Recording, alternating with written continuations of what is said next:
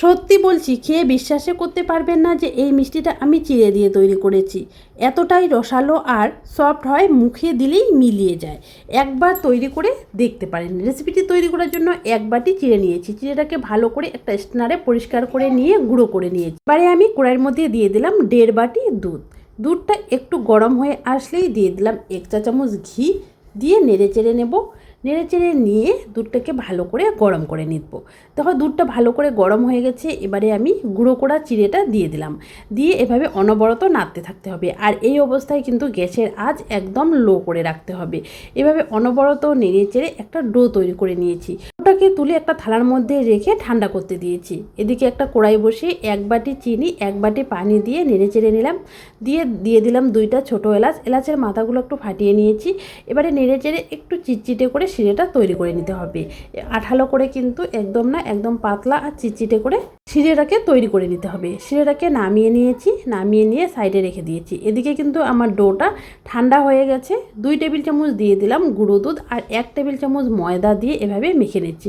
মাখার সময় কিন্তু একটু চিটচিটেই মনে হবে। ভালো করে গুঁড়ো দুধ আর ময়দাটা কিন্তু ডোয়ের সাথে মেখে নিতে হবে। দেখো সুন্দরভাবে কিন্তু মেখে নিয়েছি।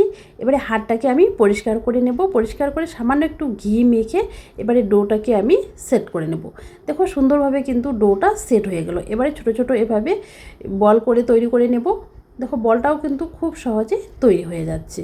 এগুলো তৈরি করতে কিন্তু বেশি একটা সময়ের প্রয়োজন পড়ে না, খুব অল্প সময়ে বলগুলো তৈরি হয়ে যাবে। দেখো বলগুলো তৈরি করে নিয়েছি। এবারে আমি বলগুলোকে ভেজে নেওয়ার জন্য তেল বসিয়ে দিয়েছি কড়াইয়ে। কয়েকটা দিয়ে দিলাম, দিয়ে গ্যাসের আঁচ হাই করে রাখছি।